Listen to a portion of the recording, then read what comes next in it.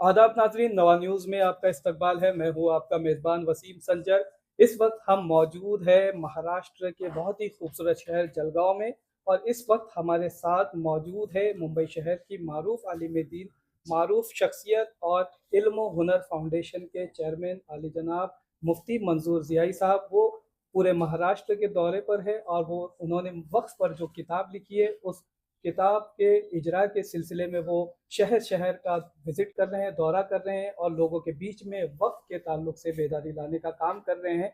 आइए हम आपकी मुलाकात कराते हैं सीधे मुफ्ती मंजूर ज़ियाई साहब से। मुफ्ती साहब, हमारे चैनल में आपका इस्तकबाल है। बहुत शुक्रिया। मैं आपके चैनल को और आपके लोगों को और आपके व्यूवर को मुबारक देता हूँ कि आपने अपना कीमती वक्त निकाल कर हमें सुनने का मौका दिया या हमें बोलने का मौका दिया और हमारी आवाज़ लोगों तक पहुँचाने का मौका दिया। मुफ्ती साहब, सबसे पहला सवाल मेरा ये है कि कैसे आपके जहन में ये ख्याल आया कि वक्फ पर किताब लिखना वक्त की ज़रूरत है?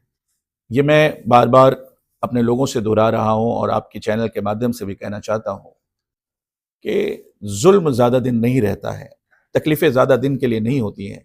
साल, सदियाँ और दहाइयाँ गुजरती हैं, लेकिन एक दिन ऐसा आता है कि उसे अपना हक़ मालूम होता है, और जब जिसे उसका हक़ मालूम होता है तो फिर वो अपने हक़ की आवाज़ को बुलंद करता है। मैंने महसूस किया गरीबों की आह, यतीमों की बेचैनी, लोगों पेशेंट और मरीज़ों के तकलीफ़ को, उस दर्द को महसूस किया। जब आपके दिल में गरीबों का दर्द आएगा तो यकीनन कुछ बोलने का मौका मिलेगा आपको, या आप बोलना चाहेंगे, या अगर बोल सकते हैं तो आप ज़बान हिलाएंगे, लिख सकते हैं तो अपने कलम को जुम्बिश देंगे।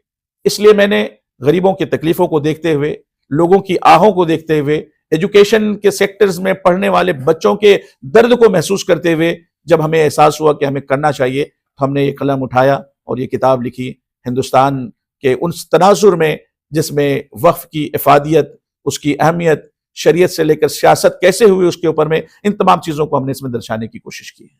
जैसा कि किताब का नाम है वक्फ तरमीमी कानून 2025, फ़ायदे और नुकसानात। आमतौर पर बात तो नुकसानात की हो ही रही है। जब से वक्फ अमेंडमेंट जो कानून है वो आया है, उस पर इस तरह की बात हो रही है, एहतजाज हो रहे हैं। लेकिन इसमें फ़ायदे की अगर बात की जाए या किताब के ज़रिए किस तरह से फ़ायदा हो सकता है, इस बारे में बताइए। जब लोग किताब को पढ़ेंगे, उसे समझेंगे, तो उसे ये महसूस होगा कि उसको हक़ मिल गया, इसलिए कि वो अपने हक़ की आवाज़ बुलंद करने लगेगा।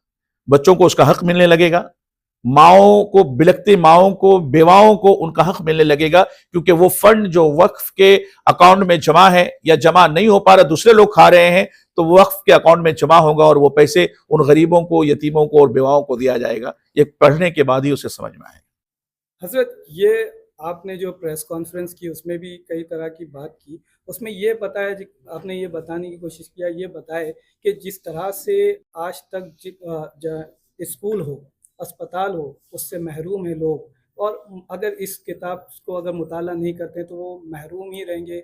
ऐसा क्यों लगता है आपको? इसलिए कि 70 सालों में यही चीज़ हमने देखा है। अब ये महसूस होने लगा है कि लोग अब वक्फ को जानने लगे हैं, और जब वक्फ को जानेंगे तो उसको पाने की कोशिश भी करेंगे, और वो पाने का तरीका इस किताब में हमने लिखा है। कि ये कहा जा रहा है कि आपने कहा है कि लोगों के हाथों में किताब देना है और कॉन्स्टिट्यूशन के दायरे में रहकर काम करना है। तो ऐसी कौन सी बात है जो बहुत ज़्यादा जो है आज लोगों में फैल रही है, या जिससे लोगों को बचना चाहिए?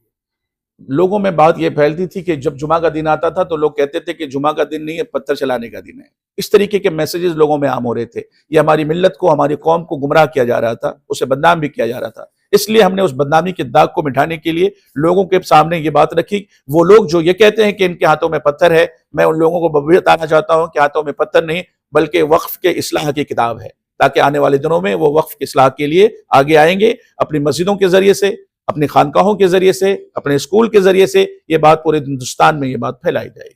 तो क्या ऐसा समझा जाए कि ये किताब एक तरफ जहां मुस्लिम समाज में बेदारी लाएंगी, वहीं जो है दो समाज के बीच में पुल भी बनने का काम करेगी?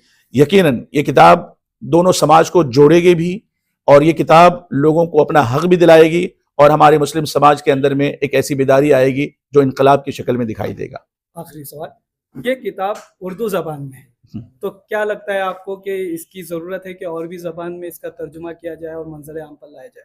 मैं बावर कराना चाहता हूं कि पहली ये तहरीर हमारी उर्दू में इसलिए आई ताकि उर्दू को भी फ़रोग़ मिले, और साथ ही साथ इस ज़बान को हम मराठी ज़बान में, چونکہ ہم مہاراشٹر کا دورہ کر رہے ہیں، پورے مراٹھی زبان میں بھی انشاءاللہ یہ پائپ لائن میں ہے، وہ بہت جلد آ جائے گی، انگلش میں اور گجراتی میں اور ہندی میں۔